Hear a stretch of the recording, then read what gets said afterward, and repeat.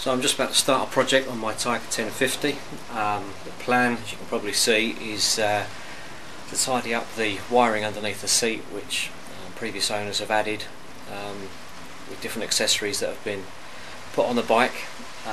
So when the battery was in here, I just took that out a bit earlier. All of these cables were pretty much just all over the place in here, so a bit of a disaster waiting to happen, and just a real pain when you come to try and figure anything out. So well, this supplies power to the USB at the front, the USB and the old cigarette lighter socket at the front, so I've just pulled that for now. This one supplies power to the chain oiler, which, if you can see that on camera, that's pretty much full of oil, so that's what that does. This thing is the power supply to the infrared radar system that came with it, which for the time being I'm keeping.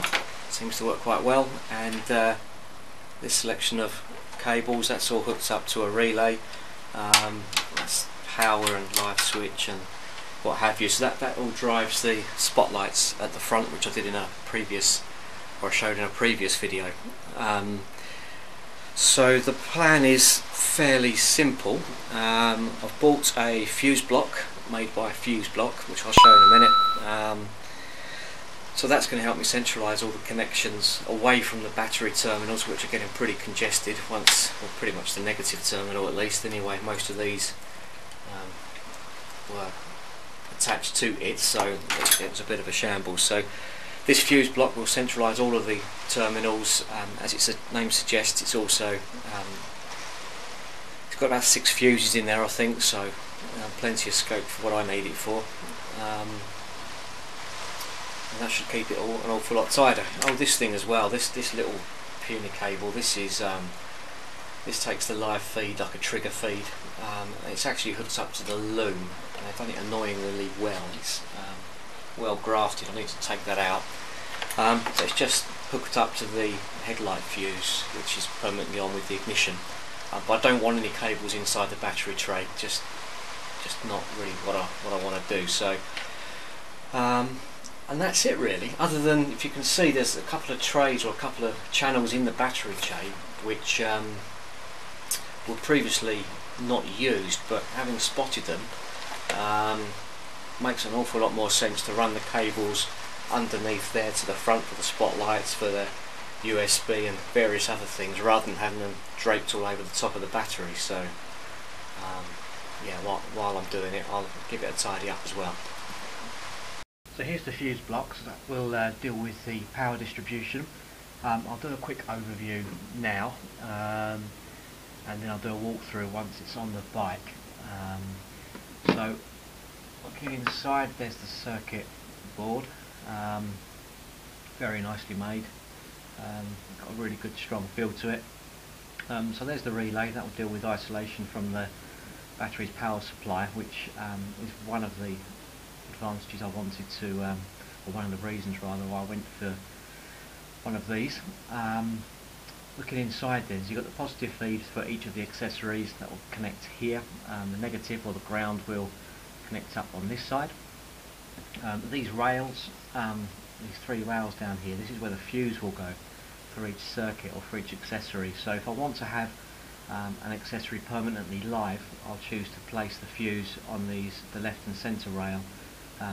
Or if I want to, which I think I probably will for most things, only have the accessory to be power fed when the ignition is on, then I'll choose the centre and the right rail.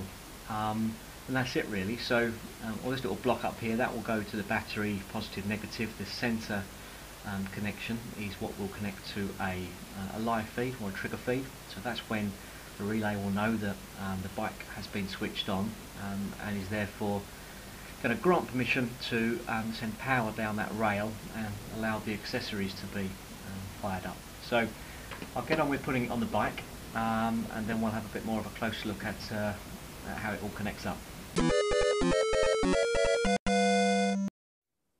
Right, so I've just put the battery back on the bike, having finished up all the wiring and what have you. So here's the, see if I can get this in shot, the finished product. So that's it now, that's its finished state. I haven't put the cover on the fuse box yet, because I thought it'd be useful just to leave it off while I'll get it on video. So as you can see, all the wires I had previously, I can't remember if I had them on an original shot or not, but this previously had wires crisscrossing it. There was all sorts of wires spliced into each other.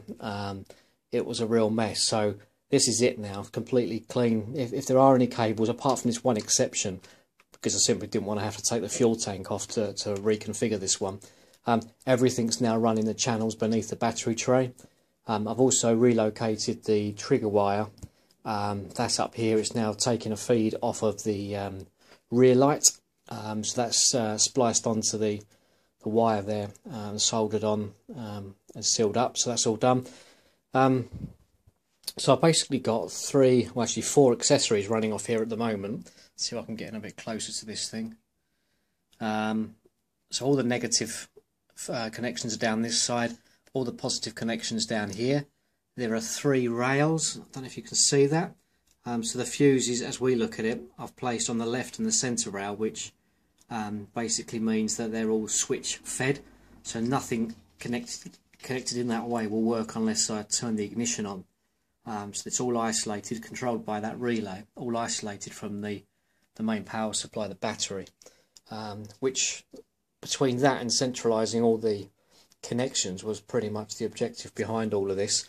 And the other bonus, of course, is having all the fuses in this inside this box means that I've removed all of the inline fuses from the accessories, which were tucked away here, there and everywhere. I think it's about 4 that came out.